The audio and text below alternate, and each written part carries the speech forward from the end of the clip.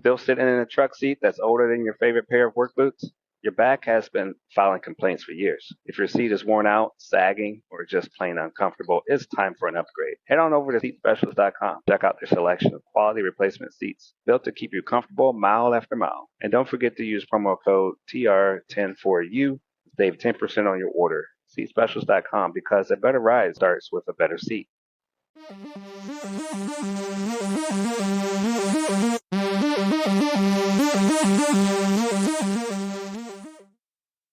Welcome back to another episode of Das Delivered. I'm your host, Trucking Ray, and today we're headed up to the oil fields of North Dakota, Williston to be exact, where truckers, drillers, and the entire ecosystem of businesses that keep the oil industry running. My guest with us today is Randy Anderson, a truck driver who has been in the thick of it all. He's hauled for the oil industry, worked with crews drilling deep into the earth, and he knows firsthand the highs and lows of the life of the oil field, from pulling long shifts in brutal conditions to climbing the ranks into management. Randy has seen it all. We'll dive into the trucking side of the oil business and the lifestyle of working in the fields and what it's like to start from the bottom and work your way to the top. If you ever wonder what it's really like behind the scenes in America's oil boom, well, you're at the right place. We also have a treat where we have Jesse Herring back with us in the studio at St. Paul.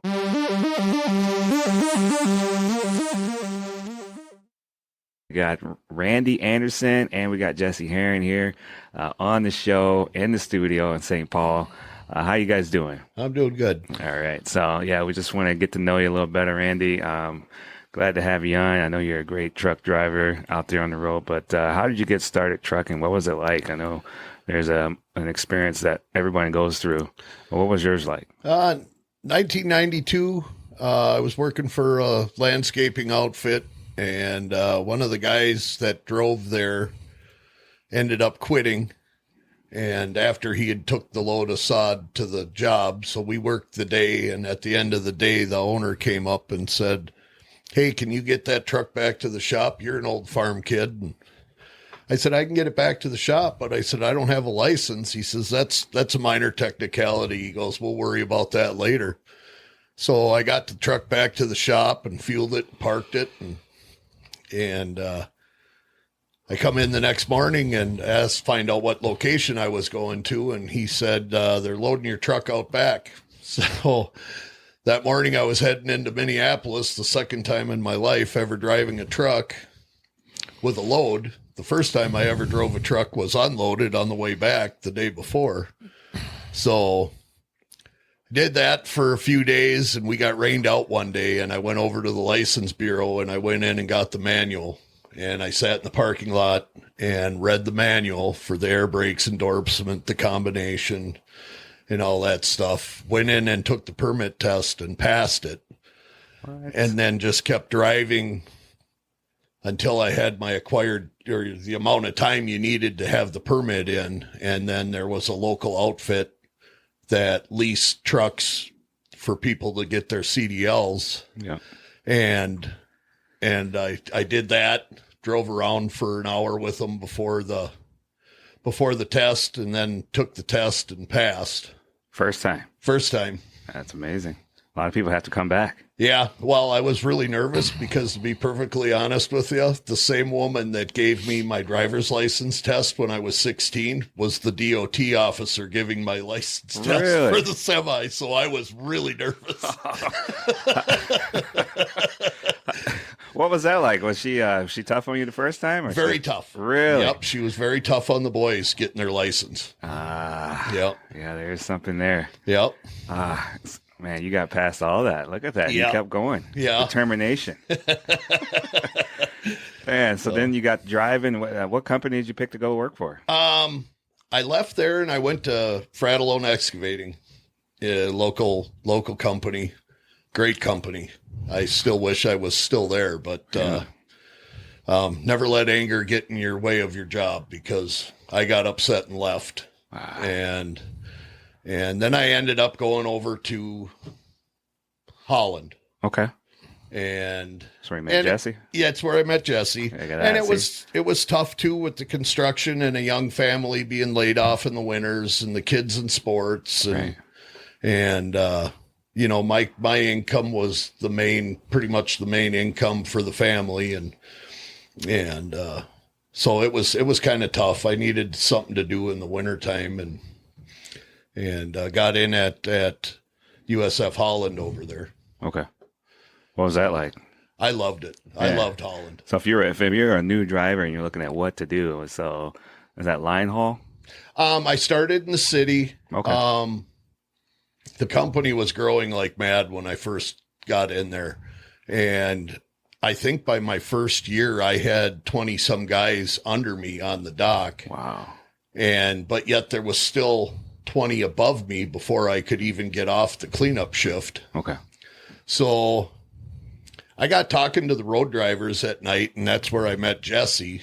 And he said, well, if they put up a road bid, he says, sign the road bid, even if a bunch of other people sign it, because at Holland, you could do a 29-day trial.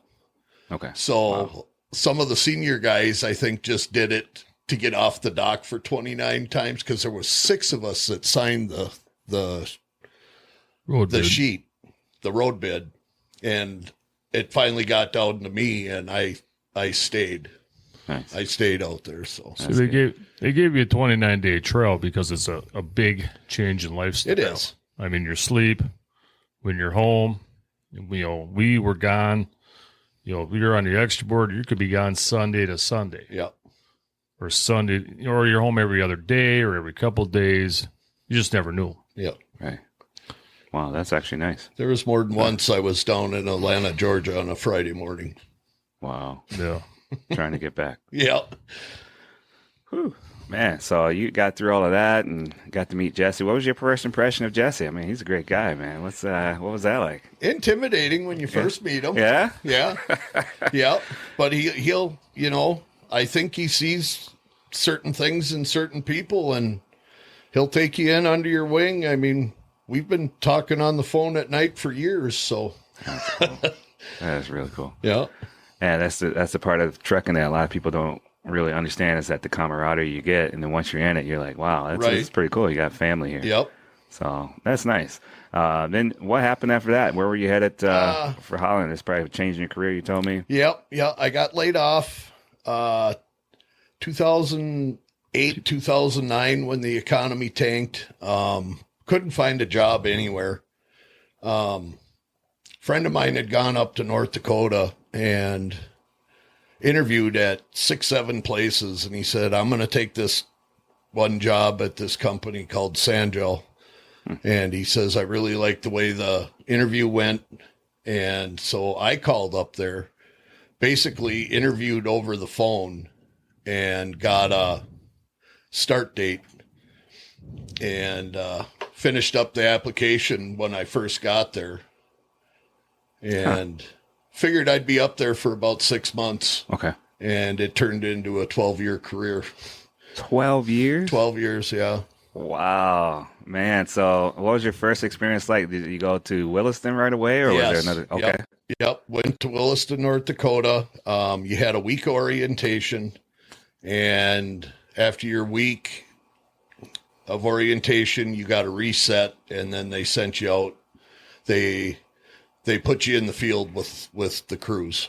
Okay. What was your first experience like? I know we were touching on like Holland a little bit, but what was your experience like going up there? I was nervous. It was cold. It was so cold. It was like 31 below outside when I was sitting in orientation, and 51, 52 below with the wind chill.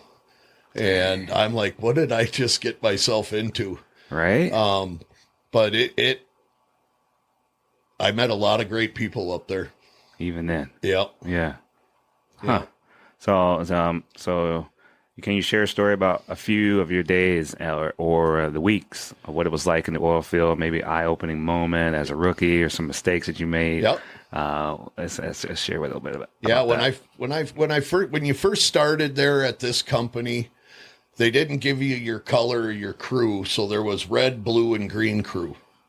So they didn't give you the color of your crew till that crew went on days off. So your first stint up there was over a month long, depending on when you started. I had pretty much used my last $500 to get there. It took me about $300 in gas to get there. I had $200 left when I got there. So food was ridiculously expensive. So you had your own truck? Nope. I drove my pickup up there. Okay. The company I drove for the sand gel, they did cementing where they cemented the casing into the ground. Okay. They had coil tubing and fracking. And I got into the cementing part, and you're basically on call 24/7 for your 2 weeks that you were there. Okay. Wow. So, Man, so, was there a rookie moment that maybe when you first started that some mistakes? Let's see if there was something that people can learn from when they go up there, what not to do. just take your time basically doing what you're doing, because in the winter they don't plow like they do around major areas. Wow. They basically will close the roads if it's snowing once it's dark. Okay. Or they'll put up no unnecessary travel. So the rigs will call you out early, and you'll sit there forever waiting for the rig, because they just want to make sure that they've got the crew there so when they're ready. Because a lot of them company men truly believe that the oil's going to go bad, even though it's been in the ground for millions of years. If they don't get it out now, it's their bonus that they're going after, but You got something tease motivating. them back and forth. Yeah. Yeah. Yeah. I like that. As for rookie mistakes, the one thing with that company, they always convoyed to every location there and back. You held the corners till the next truck came. He held the corner for the next truck, and so on until the last truck made the turn. So you never really had to get worried about being lost. The supervisor was in a pickup, and he was always first. Huh. And then it was the pump truck and the bulk trucks behind it. Wow. Yeah, because that could be a little intimidating for newcomers. It is, because Like you said. there's really no road signs. You're on lease roads that are unmarked. And yeah, it's really easy to get lost if you're out there by yourself. Yeah, because it gets dark in North Dakota. Yes. What's Yep. that like? I mean, man, you're out there. Sometimes they say it's like blackouts, and then there's also whiteouts. Oh, the snow. Yeah. Yeah. I swear on Highway 2, I seen the wind change 4 different directions in one 5-mile stretch. Wow. Just watching the snow, the way it was blowing back and forth across the road, Yeah, it can get dangerous out there. I mean, It can. You can. It can.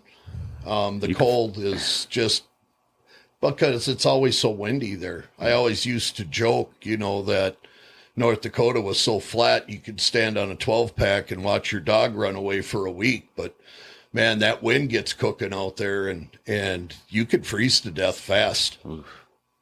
Yeah, I mean, there's nothing blocking. There's no trees, hardly, just the power lines. No.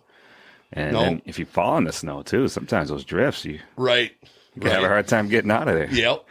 Yep. But we had what they call the triple rail chains. So they covered both tires, one set of chains that covered both tires. And then we had them ice picks. I don't know if you ever watched that Ice Road Truckers or whatever up in Canada. They used the same type of chains that we had with the ice picks on them. Wow. They're not legal to run down the road, but when you got off road, you'd get them from the water trucks leaking, and them roads would be glare ice Wow. going into the rig. And Nerve-wracking. yeah, it can be. All right, so what kind of trucking jobs exist in the oil industry? Not just trucking, but there's quite a few others that maybe you know about. I know you mentioned some already. Just list them for the listeners. Maybe something that they can apply and say, hey, I want to do that. Well, there's water hauling, of course. You basically haul fresh water to the rigs, bring them salt water. They also will go to locations and pick up the salt water from the separators, and they will bring that to an injection well, and then they pump that back down into the formation, because it's not pure oil that comes out. I can't remember what the percentage is, but there's always salt water coming out with the with the oil. Man, so they can't really apply for those specific jobs. That's They something that can. the foreman There's tells certain them. companies out there that absolutely, that's all they do is haul oil and salt water. And they're dangerous jobs because of the H2S gas. 500 parts per million, you won't be with us anymore. You know, so we all wore the H2S monitors and stuff, and the oil haulers, I think, have it the worst because they're hauling the oil that will have the H2S in it. Then we have a friend of ours from Standard, Nick. Doesn't he haul some type of sand? Frac sand. Frac sand. Yep. Oh, yeah. Yep. Frac sand. When you take it out, they put that in. Yep. They all- And it's weird how they haul it now. They used to haul it in the same trailers that we hauled it in, the air pneumatic trailers. Okay. You know, like you'll see Wayne's pulling around them food liner trailers and stuff. Right. That's what we hauled our dried cement in. And that's also what they were hauling the frac sand in. And now it's like cans, and they just pick it up with cranes and put it on the deal, and it'll just dump it on a conveyor, and then it'll feed the blender. Wow. To mix it to the right density with the gel and stuff to go down and crack the earth, get the oil to flow a little better. Yeah. Wow. Don't take everything out. You got to put something back, right? Yep. All right. And that's some of that says just the way it works with, in order to get that product out of the ground. I mean, they're drilling pretty far down in the ground. I mean, what's the furthest you guys drilled, Randy? Well, we didn't drill it, but the one rig we did was 5.5 miles from where they broke earth to where they stopped. And they told us that they had to stop because they were going into the next county. So we had Wow. 2 pump trucks out there, and our large acid pumper, which we always called Daisy for some reason, but it was 1,000 horsepower, just in case we had any issues displacing it because it was so far and so much cement, because the cement that they use to cement the casing in the ground is designed basically when it stops moving, it starts setting up. okay. So you have any issues where you got to slow down or anything like that is very crucial on time. You don't sit too long, or otherwise you're not going to get it moving again. And then it gets to be a big project to get the rest of the casing cemented in. So that has happened then. It has happened. Wow. Yep. Man, so how long does it take to get it right? Like days or weeks? No, to pump the cement job, if everything goes right, by the time you're rigged in and everything, you might have 2.5, 3 hours into pumping the cement, finishing the job. It takes about an hour to rig in. It's 1502 high pressure iron line. It's rated for 15,000 PSI. But we don't see that type of pressure in cement. The most pressure we would see is 3,500, 4,000 pounds of pressure. So if something were to go wrong and they had to fix it, how long does it take to fix it? You got to fix quick. You got to think on your feet. One night we had a fuel pressure regulator go bad on one of the motors on the pump truck.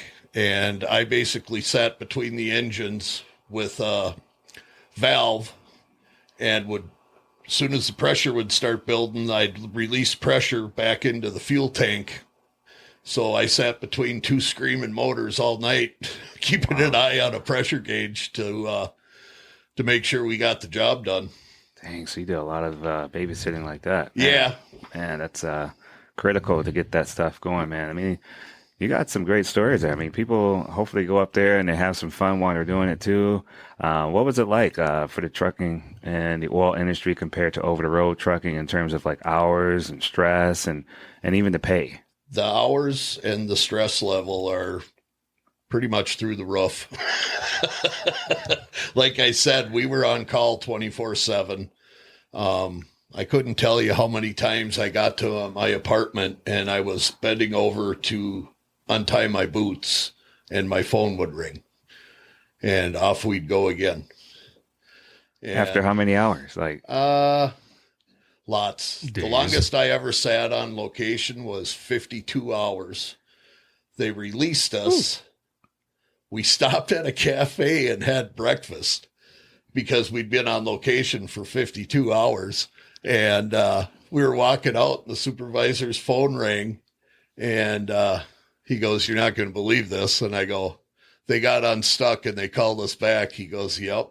So back we went. We sat another 12 hours before we rigged in again. And then and then we finally got to pump the job, after that 12 hours of wait. But you're not doing nothing. So all the trucks had sleepers. Okay. So you could sleep, but how good does anybody sleep in the truck with the truck running?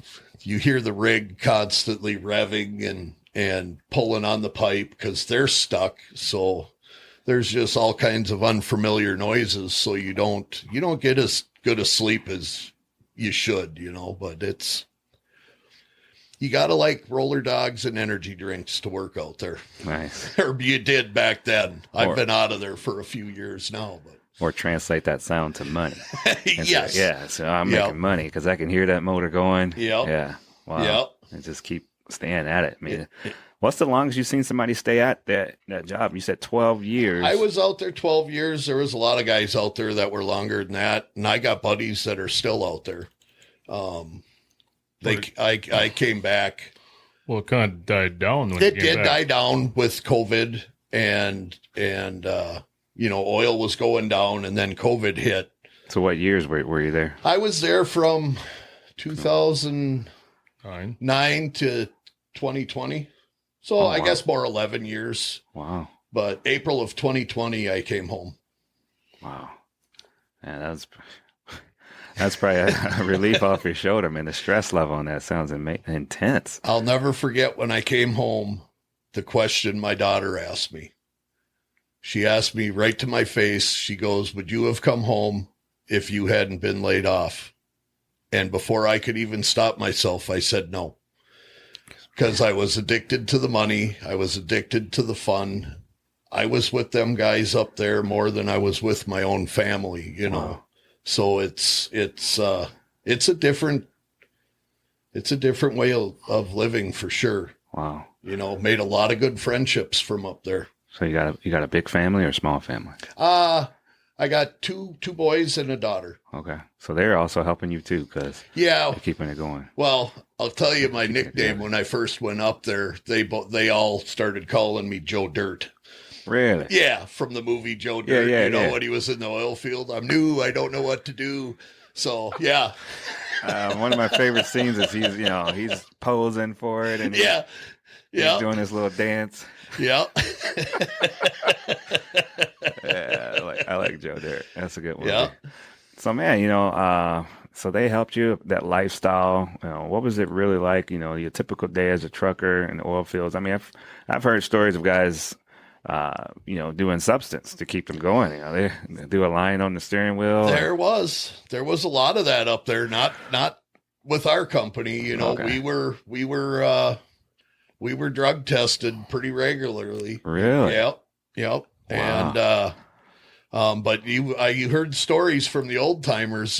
Back in the 80s, there was guys that were just working up there for the booger sugar. They didn't care. No booger. So they would run basically as a contractor. They kind of did their own thing.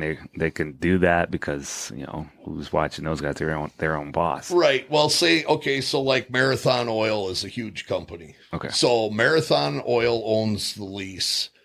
They'll hire on a drilling company. I'm going to go with Whiting, which was one of the companies we did a lot of work for up there. So Whiting brings in the rig, and then they bring in the crew to work on the rig. So everybody's kind of like a third-party contractor, except for the company man. The company man, I believe, is a Whiting employee. All right. So he's the one that makes all the decisions, all that on the rig. He's the man. All right. how do you guys get food? I mean, you think about all those hours, you're in the truck, you're going to run out of food.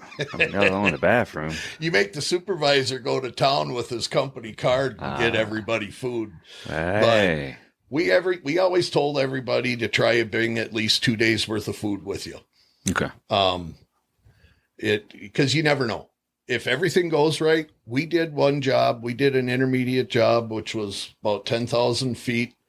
We weren't very far from the shop, but from the time we got called till the time we got back to the shop was 5.5 hours. Wow. So, but I've been on that same type of job with another rig where it was 3 days when we came back, you know? Yeah. I've seen. Yep. So, I mean, some of these places, they had grocery stores run out of food, or I mean, the cost of it would shoot up through the roof. Yep. Even a house and board was I outrageous. remember paying $7 for a gallon of whole milk at Walmart. Man. And if you got there after 9, they went to one checkout register, and the line went all the way back to the electronics department. Yeah, Yep. those lines. People would just stay there because they got to get it, right? Yeah, you got to get it. That's your only option because everything else is closed, and you don't know if you're going to be around in the morning to go to Albertsons or one of the other grocery stores.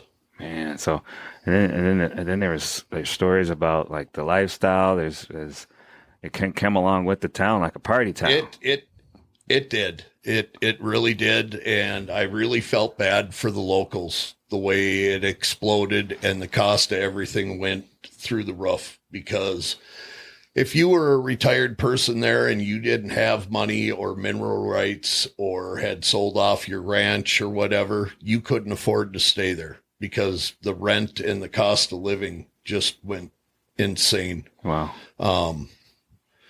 Like I said, that apartment we got into for $510 a month for the two of us. Yeah. Later on, I don't know, it was probably 5 years later, the guy never raised our rent, but he sold the apartment building to a guy in New York, and our rent went from $510 to $1790. So that was the first time I went into company housing, because I'm like, I'm not paying that much for rent. What's company housing like? They would get you a room in a man camp, or they actually got into a deal where there was a place built for elderly people, and something with the permits were done wrong, and they wouldn't let them house the elderly there. So they leased it to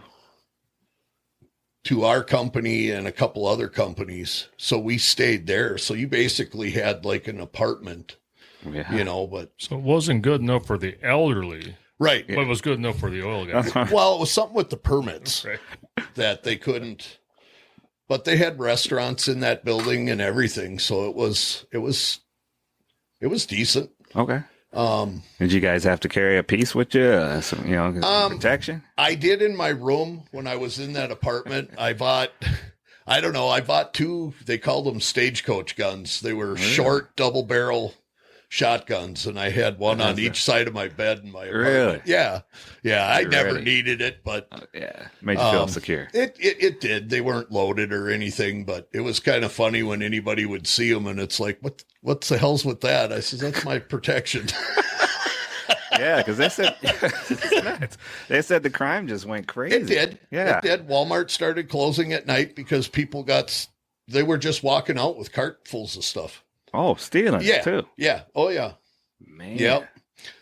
We didn't, after it really took off up there, we didn't go out at night anymore, just because there was so much money and so much testosterone up in that town. Testosterone? What's that about? Well, it's just, it's nobody's better than me. You get them roughnecks, man, and you get them drunk. Holy cow. That is a different breed of people. Oh man, yeah. I mean, there was even some risky behavior going on. I mean, one guy told me he would sleep in a truck, and he would use a seatbelt to keep the door closed because one day he woke up and the police was all around, and they said, somebody got raped three trucks down. Yep. I never seen anything like that, but the stress on people up there because you're away from your families and everything like that. And the stress, the hours, the eating poorly. Like I said, we lived on roller dogs and energy drinks for many years. Because here's the thing, in the oil field, in trucking, you need a 34-hour reset to get your 70 back. In the oil field, we only needed 24 hours to get our 70 back. Wow. And then when we hit location, there was this thing that was called oil field exempt. Yeah. So our equipment was oil field specific, so we could use that oil field exempt. It stopped your 14-hour clock. Huh. Kind of like a farmer. Yeah. Yeah. So you would go from rig to rig to rig.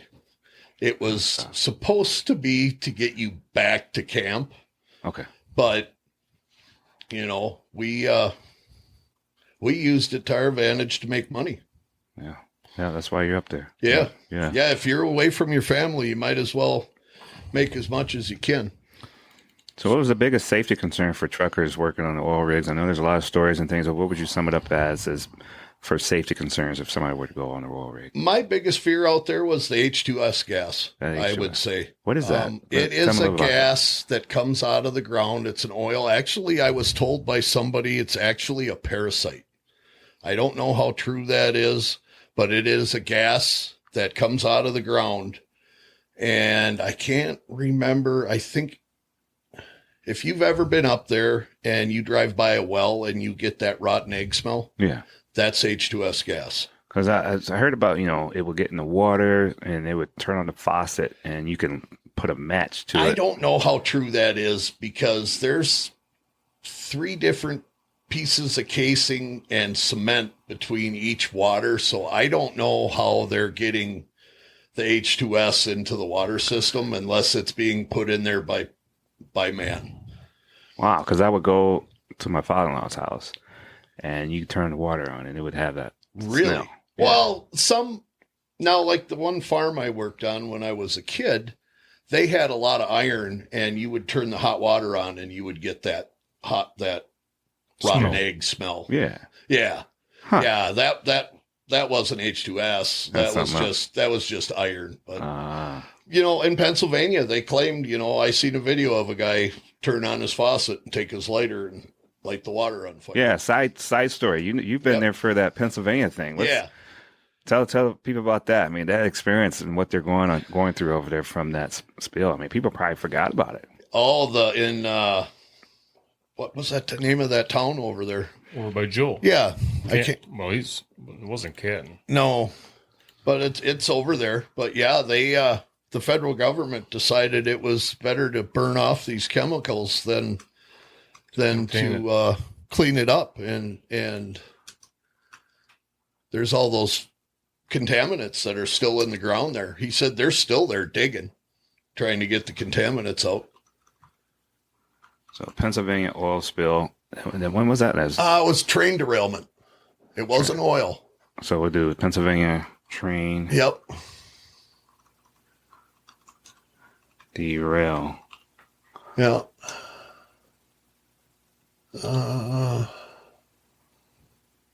That's Ohio. East Palestine there. That is East Palestine. Yep. Yep. So. And that was 2003? Yeah. 23. 23. It was only a couple years ago. Oh, sorry. 2023? Yep. Yep. Let's see here. Oh.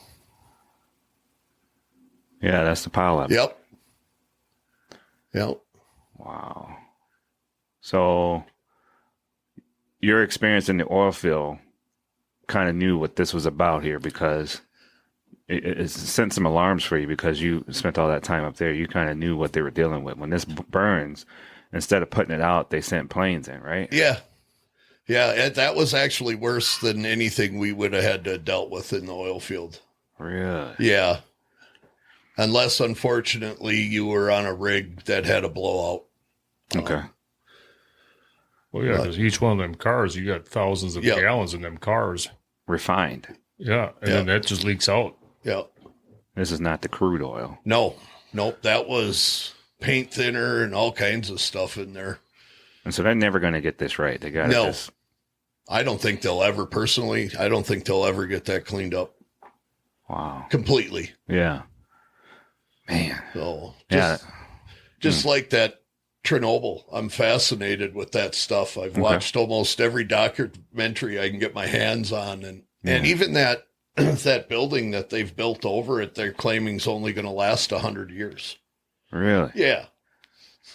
So it just breaks down? Like what? Yeah, it'll eventually start breaking, the radiation will start breaking that building down. Whoa. It's a miracle we wake Right. up every day, isn't it? It is, yeah. Yeah. So, But I mean, you think about these things that go on out there, just so we can get these resources going. I mean, some people start getting a little worked up about the economy, or they would get worked up about the environment. I mean, there's a lot that could be said about it on both sides, I know. But so when Williston, the growth exploded, that played with a lot of people's life there and in the community. What would you say to these individuals when it comes to the importance of oil, your opinion, that it's a necessary evil? oil's in everything.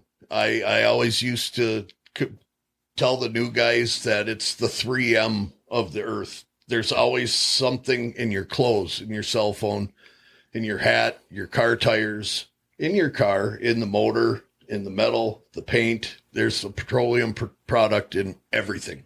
Right. So these people that want to completely get rid of oil, there's going to be nothing left. We're going to be, rummaging around till the clothes are gone, and then we'll be, leave skirts, I guess, because there won't be nothing. Yeah. Yeah, it's hard to imagine that it's in everything. It's in everything. It's in medication. It's in hand lotion. It's everywhere. Yeah, because they're getting worked up about plastic being in your blood. Yes. I was like, well, there's oil probably in your blood too. Yeah. Yeah, we have to try to stay balanced. It's a hard thing to do. It is. When you're out there in those oil fields, you were trying to stay balanced for your health. Right. And it's going to be a struggle. That's just part of life. Yeah.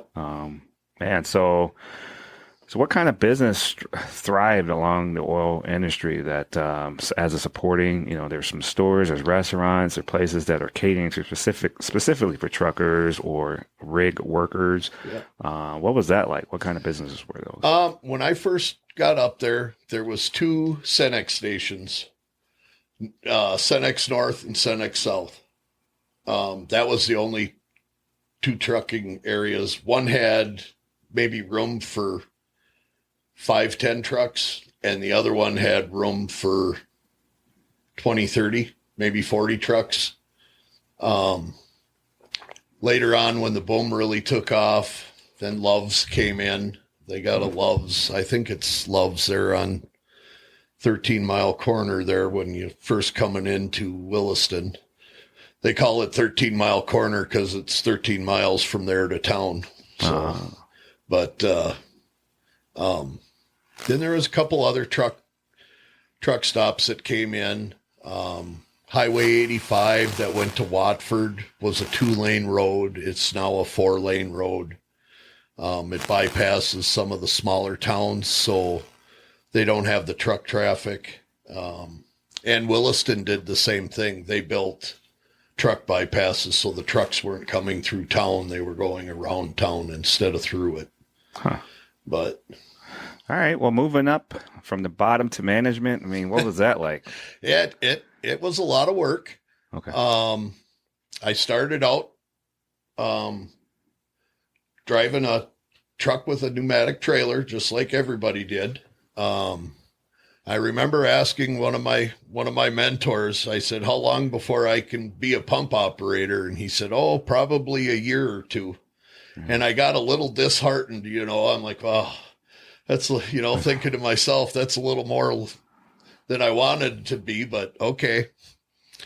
So that spring I was starting to get onto the pump truck. Okay. But what we would do, I had my supervisor at the time, my pump operator, and our engineer.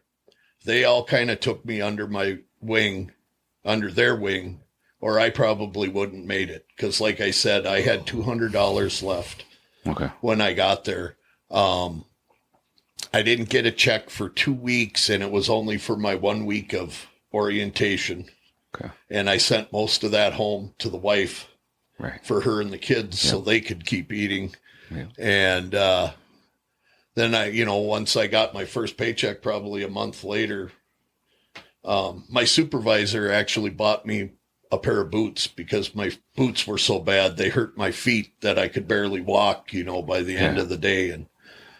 And just told me, he says, pay me back when you get a check. Right.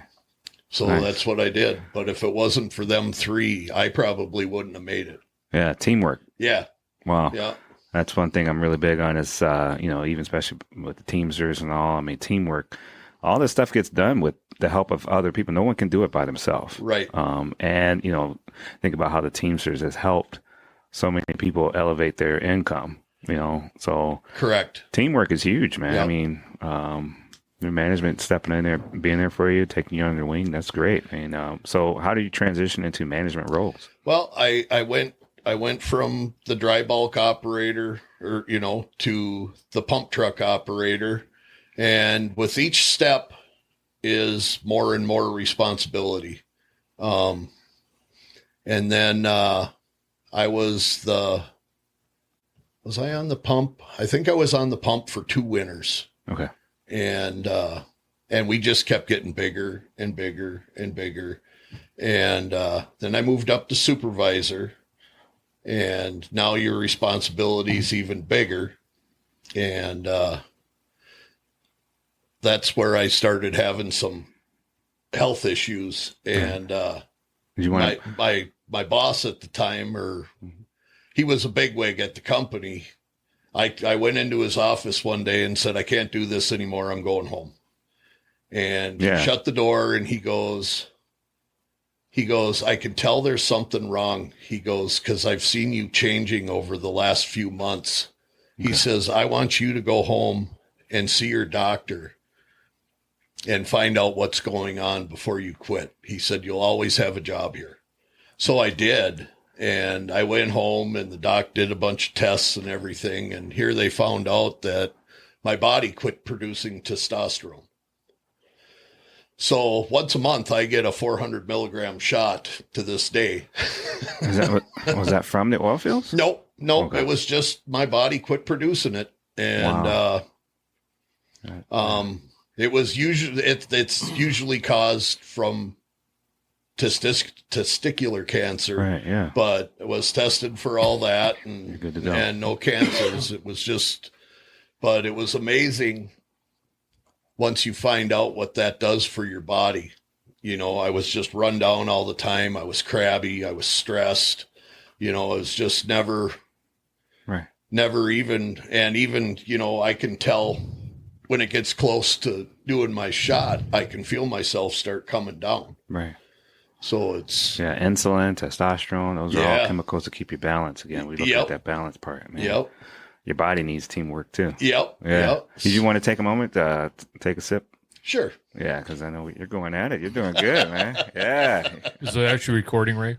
We got to start over. Oh no. Yeah, it's the clock's ticking up there. So okay. Hey, and then I go and I check the mic. I'm like, make sure that thing's working. Yep. Yeah. Let's see. Yeah. So testing. Look at that. Hey, thanks. Yep. So yeah, we're back. So I became supervisor, and once I got that figured out, and then I moved over to the acidizing side of things. Oh wow. What's that? Well, we would go work on the old wells. If they weren't producing like they would, we would get a sample from the well. Their company man would get us a sample. Our lab would run a test, and they would come up with an acid blend that would clean that well up to get it to produce better. And that was nice because you always knew when you were going out, because we never pumped acid in the dark. Because you don't want to have a leak. You want to be able to see. So we never pumped acid in the dark. So it was more of a daytime gig. And okay. And Why not in the dark? just because of the sense? leaks. We've pumped all the way up to 32% HCl, and that, I don't know if you know much about acid, but you open up the tank, if you ain't got a face mask on, it'll take your breath away. Wow. I didn't know if it was as bad as ammonia, because it's pretty bad. Okay. The higher percent. Usually we pumped 18%, which is really nothing more than pure orange juice. Okay. But you get up to the 32 and because then there's less chemicals in it to tame it down. Pure orange juice. I mean, you lost me a little bit there. I come back. You could drink it? No. Oh, okay. No, but we always used to joke it was, about as strong as, well, no, I would say even the 10% we would probably joke about being orange juice or Coca-Cola, Won't hurt you much. Right. Yeah, I got it. But on that side of it also, being that they're older wells, you're more prone to run into the H2S. Oh, okay. So it usually is coming up once the well's produced for a while. And, like I told you earlier, that one old company man told me that it was like an enzyme or a parasite, that H2S. Okay. And it's, 500 parts per million and you won't be here anymore. Mm-hmm. So it don't take very much. What skills and traits helped you advance in your career for moving up? Well, they loved me because I was a truck driver before I came up there. So I had miles behind me. I had a good driving record. So they liked that. I had a pretty much free ticket up there because I knew how to make that. I always had time. We'll just say. Because he's the fancy man. Yeah. 1.0? Fancy Man 1.0? Yeah. And then there's I'll tell Fancy you Man. I'll tell you that story. Go ahead. Yeah, we can throw that in there. I was coming in from Joliet and was coming in. I just crossed the river and 94 was all backed up. And I was talking to my buddy Joe, or was I talking to you, Jesse? Joe. I was talking to Joe, and traffic was all backed up. And I go, I don't know who the heck these people think they are. They delaying the fancy man to get to us. So ever since then, them two have been calling me the fancy man. So, yeah. But I can't remember exactly how I said it, but I went on this huge rant, and then I said the fancy man, Well, don't they know who's coming down the road? Yeah. The fancy man. You got to own it, right? Yeah. Yeah, man. Yeah. That's cool. I like that. Yeah. And the fact that you guys keep that going, man, that's cool, man. Keep you guys having fun. Keep giving a good laugh for each other. That's that brotherhood, man. Yeah, it is. It is. Absolutely it is. So as far as looking up into the, you moved into management, you got to help other people, be there for them, look after them, and keep the production going. If you could go back and where you would mentor your young self when you started, what would you tell yourself? Specifically in the oil field, are you talking, or just in life in general? Yeah, well, I guess you could blend them both together. But the oil field, I mean, think about somebody going up there because they're going to be starting to drill a lot more. So they're probably going to be looking for it. They're ramping up, Well, see, the one thing, there's always going to be trucking in North Dakota because there's no way for the oil to get out of there other than by rail. How much oil do you think is down there? How much? They told me there's more oil in North Dakota than there is in the Middle East. And how did you see that? Because they had some people out there measuring. Well, yeah, they have these. You'll see them in the wintertime. I've never seen them in the summer, but they run around, geologists with these sonars or whatever, and they drive around and find the big pockets of oil. And I suppose the drilling companies, hire these guys, and then they'll see if they can lease the property. But there'll always be trucking up there. You're going to be driving on the worst roads imaginable all the time, summer, winter. In the summer and winter, as long as you can get the truck to scale out, the max load limit up there is 105.5. Wow.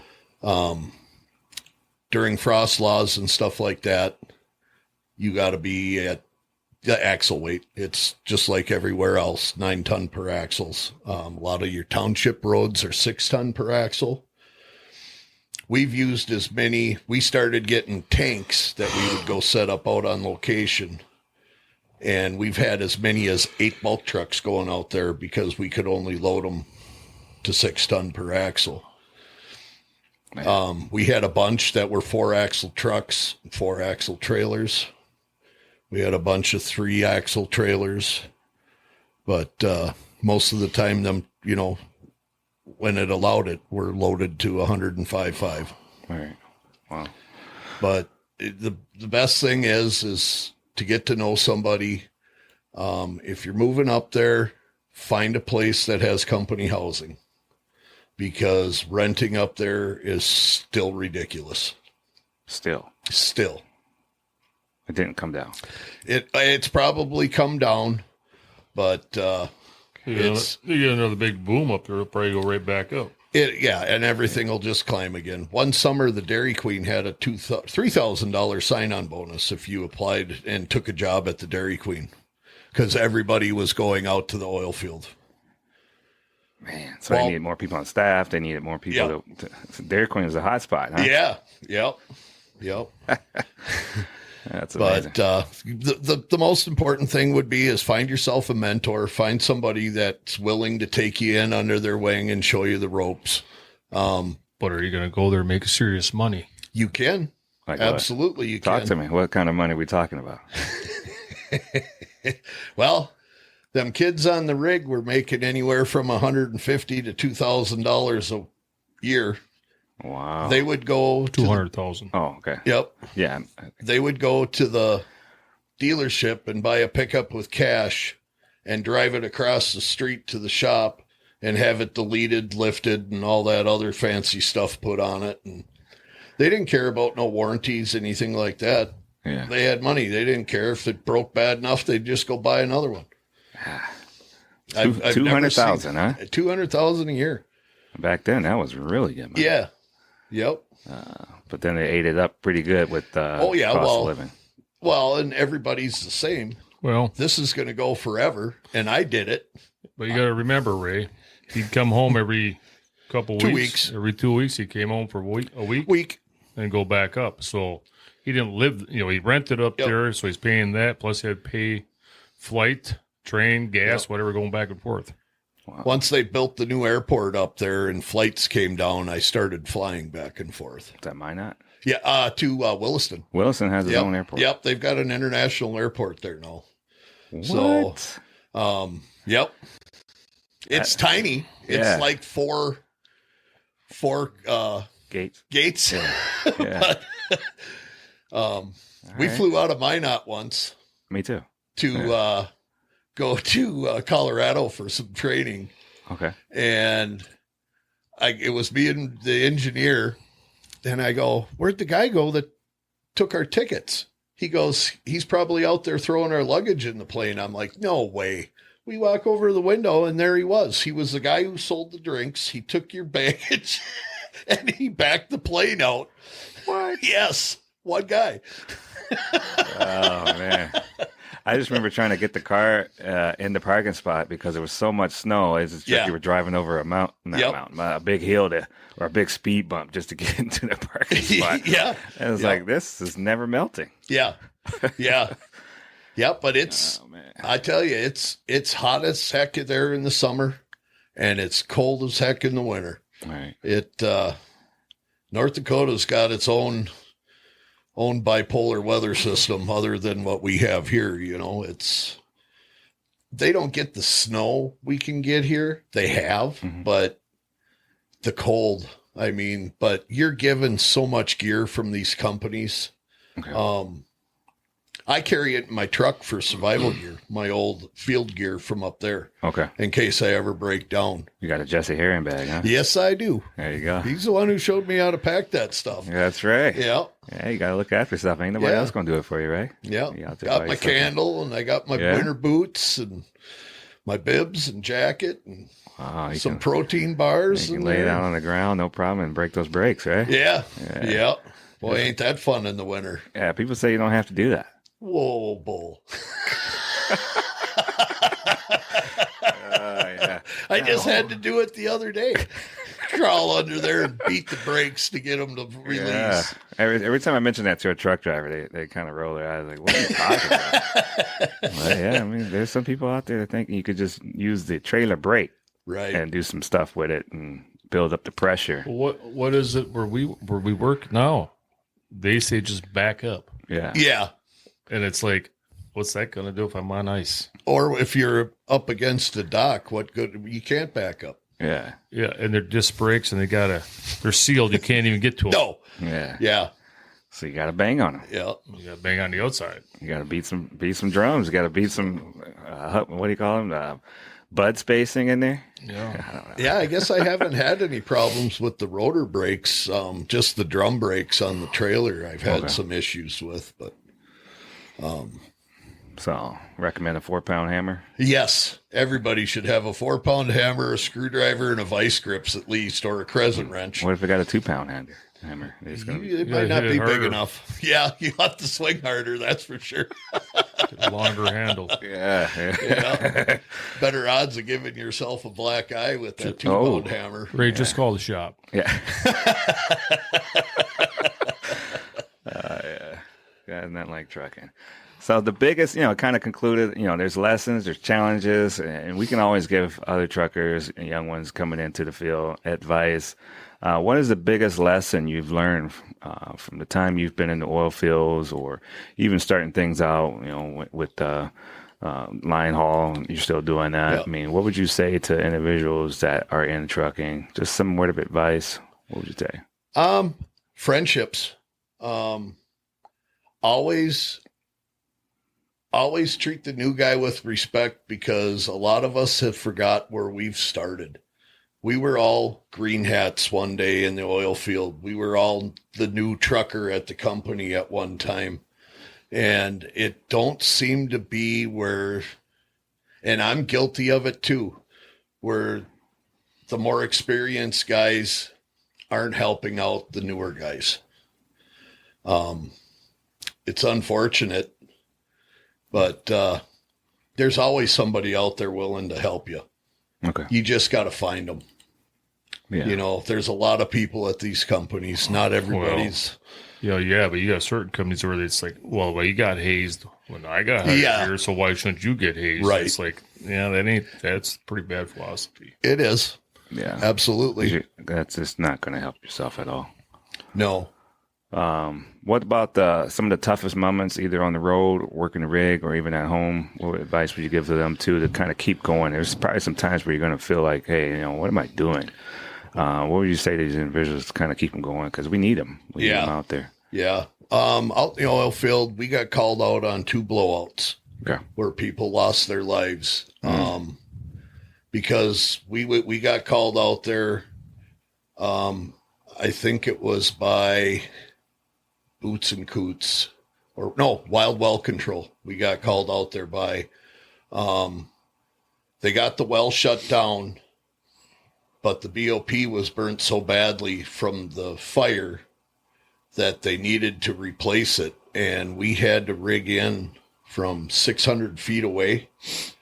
And Wild Well Control had like this ridiculously large flow jet that they had set up that we rigged into, and we were going to pump a water sand mixture to this machine that would basically cut the BOP off, plug the well to where guys could get up there and weld it and cap it.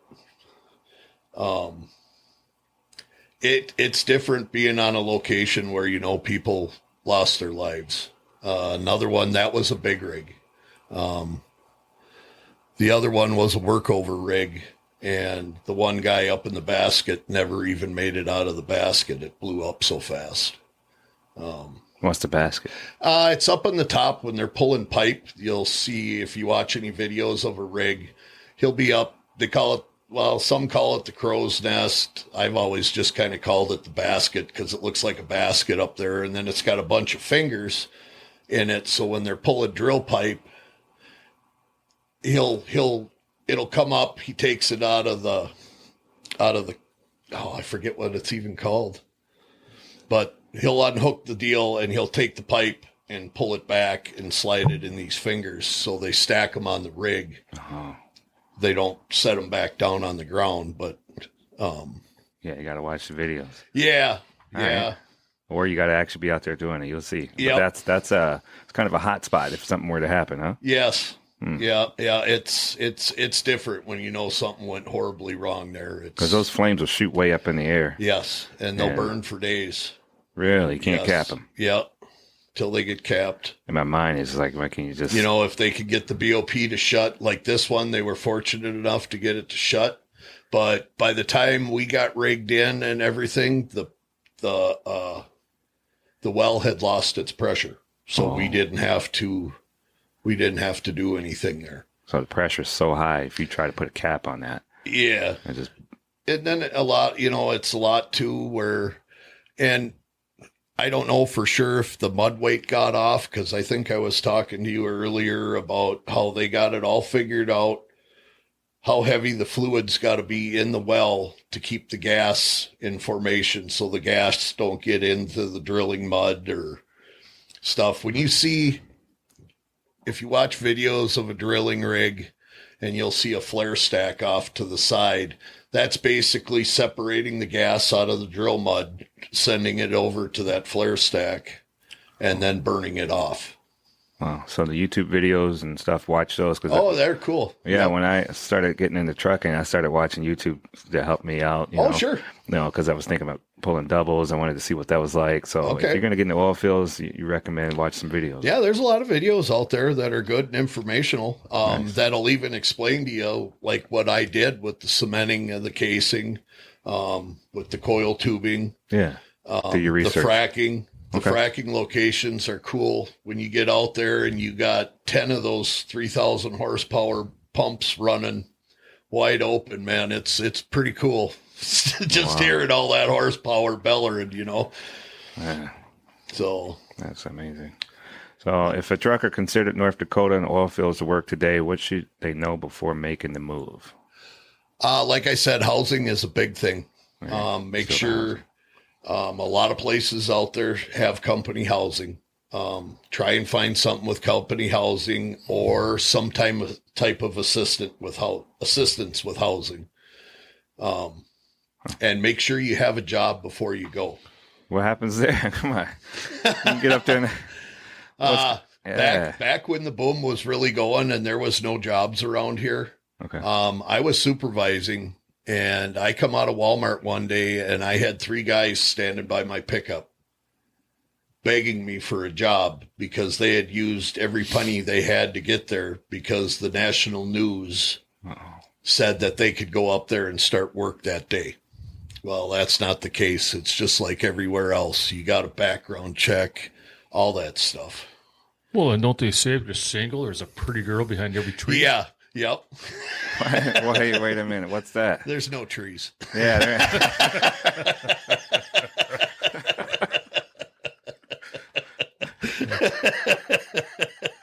You see this guy looking around. Yeah. Yep. He's lost. Yeah, he'll figure it out. Yeah. Wow. So that's one of the misconceptions in the Yeah, you're not going to show up there and just start a job that day. Make sure you have something lined up before you go. Especially with the oil field starting to it's going to be taken off again. I got friends up there that I talk to weekly and they are gearing up for the madness. For the madness. Yeah. So is there anybody stealing your job? Can you think you got a job and then somebody else take it from you? No. Okay. All right. No. So you can feel secure if you got something. Yeah. Okay. Yep. All right. So what do you think the future is for oil field trucking? What's your opinion? North Dakota, like I said, will always be there. Like I said, there's no pipeline. There was supposed to be that pipeline coming through and it got shut down. I haven't heard any rumblings of that even getting going again. Really? What's the pipeline? It's going to take the oil sands out of Canada And then they want to mix the oil from North Dakota with it because oil sands is a lot thicker than the oil coming out of the grounds in North Dakota. So they want to combine the two to make it flow better. And I believe that's supposed to go all the way down to Texas, down to the refineries and the shipyards down there in Texas. Okay. So when they get done pulling it out and they ship it down to Texas or somewhere else? Right. Because everything coming out of there is either by truck or rail. There's no pipeline in there like there is in Texas where they can just feed it to the pipeline. Here's a silly question. I mean, I don't know, but you never know. Technology is advancing. What do you think automation or new regulations could change things or some autonomous things could happen there? I don't think you'd ever have autonomous anything in the oil field. You are on literal goat paths sometimes going back to these locations. Goat paths.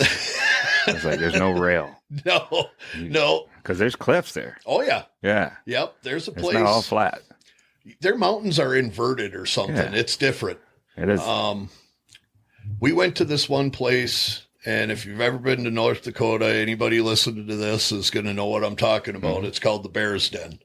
The Bear's Den. Yep. Back when I first started, that was one truck wide all the way down these steep winding hills. And we went down at like 2 a.m. so you didn't see what was on the edge or anything like that. Yeah. And so basically the supervisor went down with the pickup and would stop anything that was going to be heading up. Mm-hmm. And then we would come down. The road has been widened. They have taken some of the steepness out of it now. Okay. But it's still, you would never think there was cliffs like that in North Dakota. Right. Yeah. So what's good for driving there? Like a manual or automatic or? The company 10? I was with, everything we had was 18 speeds. 18. I love that transmission. Yeah. That should be in everything. That's what they say. Yeah. 18 speeds good. Yeah. Because you can split them. Oh, you can split them. You can drive it like a 9-speed. You can drive it like a 13-speed, a 10-speed. Whatever you want. It's all there. So you got an A restriction on your license. You can't do the oil field.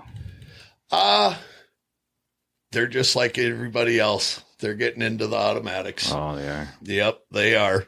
Okay. You could probably still go up and see the skid marks from the first time I drove an automatic because I went to go step on the clutch and I slammed on the brakes and probably left a 30-foot skid mark before I realized what I had done. That's funny. Oh, man. Oh, man. So we got work to do. There's plenty of work to go around in the trucking industry. I think teamwork is going to be huge, looking out for each other, not giving up on each other and your dreams. There's ways you can get there. You just got to find the path and lean upon each other. Hey, I think your words are going to help a lot of people that may be looking to expand their career. And I'm glad you're able to come on the show and share your experience. And there's more that left. I'm sure you can come back and do some more, talk about the line haul business as well. Yeah. And then even to finish your management question from before I sidetracked you. I mean, I got through the acid part of it. Yeah. And then one night they were short a coordinator and they just asked me to sit in there and answer phones. Huh. And so I sat in there answering the phones, but I also was on the program just making dummy tickets. So I taught myself how to build a job pack for a job, sitting on the computer at night in there all by myself, answering phone calls and then calling out the crews when the job's called. Like a dispatch? Yeah. Wow. Yeah. They called us coordinators. Okay. Because we would take the information from the rigs, get it to the engineers who would build the job program, design the cement and all that stuff. And then the trucks would be loaded, the cement would be tested to make sure it didn't flash set or anything on us. Okay. And then once everything was good, when the job called, you dispatch the crews. So, but yeah, I coordinated up there for 6 of the last years I was up there. I was in the office. Man, so there's always room for moving up there. Yeah, always is. There's a lot of teamwork involved with that too. I mean, you got to know and trust each other when you're making these decisions that they can affect a lot of people. Right. Yeah. Yep. And I used to thank God every night that when the crews called, nobody was hurt. Everybody was coming home.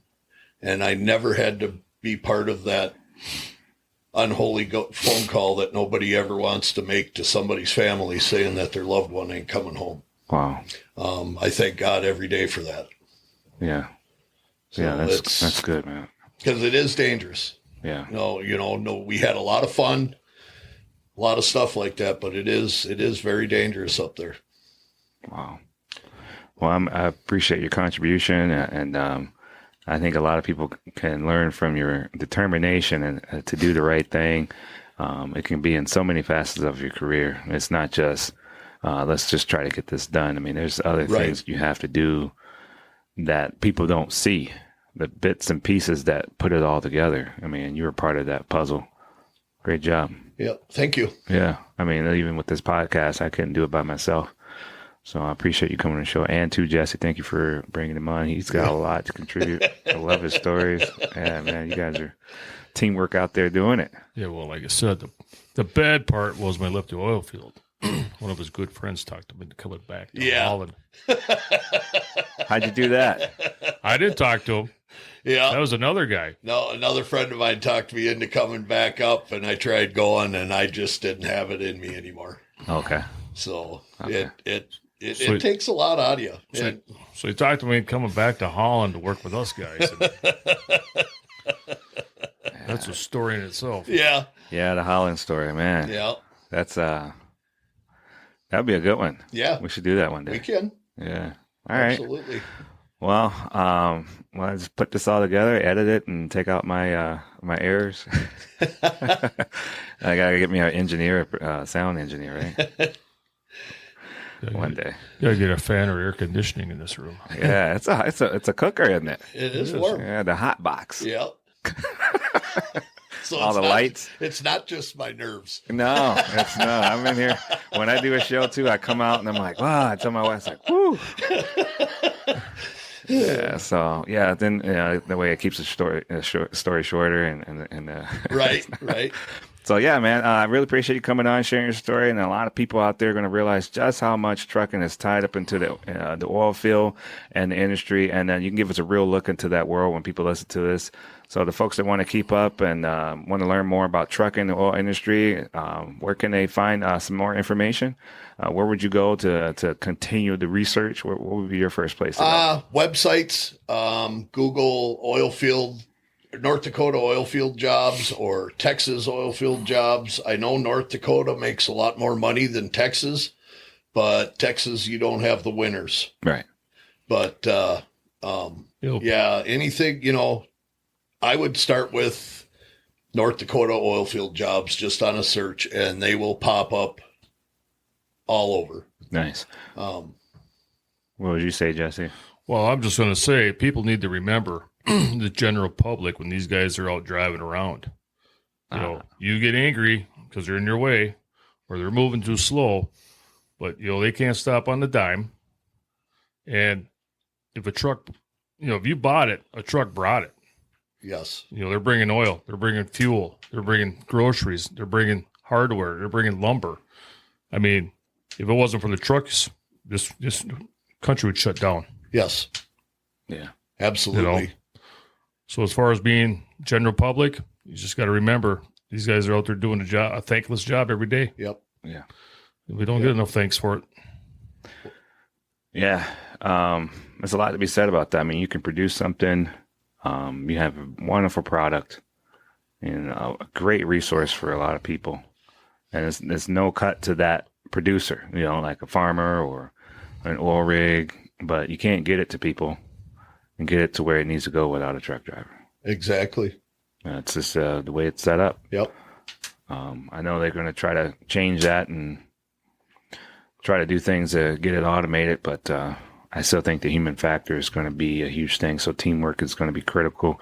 Maybe there's going to be, population depletion. It's going to decline, and we're going to need more autonomous. I don't know, or more automation because there's just less people.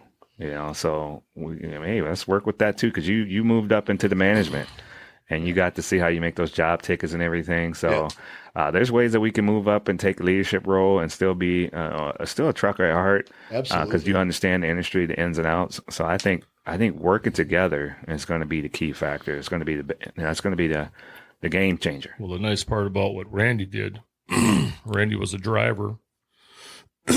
Excuse me, worked his way up. I mean, so when he got into the management position, he understood what the drivers go through on a daily basis. He knows the sacrifices that they make. He was one of them. You get somebody that comes in completely with no experience on that end and just comes out of college and goes into what Randy's doing. I mean, there is no concept of time of what these guys sacrifice on a daily basis, family-wise or anything else. Yeah. You have a lot of aha moments, and some of them, they just go right over your head. Yes. Because you're just not able to understand the facets of why is it taking so long. That's always the one right there, right? Yep, right. Why is it taking so long? Why you got to do 12 hours? Yep. I used to tell the guys when they would leave for a job, because there were signs all over out there, trucks pulling out ahead, whatever, or trucks maybe pulling out, heavy traffic, whatever. I always told the guys, I said, just remember, every other vehicle on that road is more important than you are. That's the way they act. Yeah. I said, give them the space. I don't care if it takes you 3 hours to get to location. Stay in your convoy and get there safely. Right. Because you're driving a truck and all they see is, oh, I can't see in front of it, or there's 6 of them in a row. I'm not going to stay behind them. And back when it was 2 lanes, they would pass. They would just hit them, try to pass 12 trucks? Pass you. They'd pass you on the shoulder. They'd pass you on the right. I mean, it was, they just did not care. Yeah, go home and make a sandwich. Right. That's what they were in the... What was the rush about? Yeah. I got to make a sandwich. Yeah. I don't know. Something's so urgent. Yeah. Yeah. I don't. And the one thing I've noticed recently, ever since COVID, I don't know if you've noticed it, but the hostility out on the roads nowadays with the other drivers, the cars, the aggressiveness that they're driving at, it gets scary sometimes. Yeah. I know they get on the back of my trailer and they disappear. Yes. I said, I can't see it. Yeah, right. I see the lights. Yep. But man, you're really up on me. Yep. You got my tandems all lit up, but I can't see you.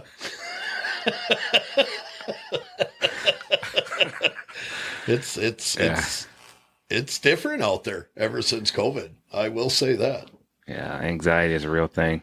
People want to ignore it, but it moves you. It makes you make different decisions. It makes you do things that you wouldn't normally do. So you got to recognize it for what it is. Anxiety is real. We try to help people with a lot of that. I mean, it's a team effort on that too. Yep. So I see a lot of people come out after 2020, comedians and therapists, and we need it. And I appreciate them too helping out a lot of people, because they got issues that need to be dealt with, and not necessarily just dwelling on it to nonstop, but just got to work through it. You know, got to give yourself time. Yeah. So my dad always said that laughter is the best medicine, and hey, you do it, man. I do get wound up, but I try to have as much fun as I can. I know Jesse has talked me off the ledge more than once. Yeah. That's that teamwork again. Yep. That's cool, man. I appreciate you guys too. I mean, I don't have as much experience as you guys, but you coming on and on the show, and we use this platform to help other people. I appreciate all your years that you put in and hard work. You know, when I was a young trucker at heart, it was truck drivers like yourself that helped me to see, hey, and it's possibly something I can do. Yeah. So, man, I appreciate that. So, yeah, that's about it, you know. So for all the listeners out there, whether you're behind the wheel or at the oil fields yourself, or just tuning in for a nice podcast on your ride and just hanging out with us on That's Delivered. If you enjoyed this episode, be sure to like, subscribe, leave a review. We appreciate it, all the love you guys are putting out there. So keep on trucking, and until next time, keep those wheels turning, stay safe out there, and remember, That's Delivered. Are you a trucker looking for a safe and reliable place to park? Look no further than Truck Parking Club. With locations across the country, we've got the perfect spot waiting for you, whether it's daily or long-term parking. And right now, use promo code DELIVERED at checkout for an exclusive discount. Reserve your spot today at truckparkingclub.com and drive stress-free, knowing your parking is covered.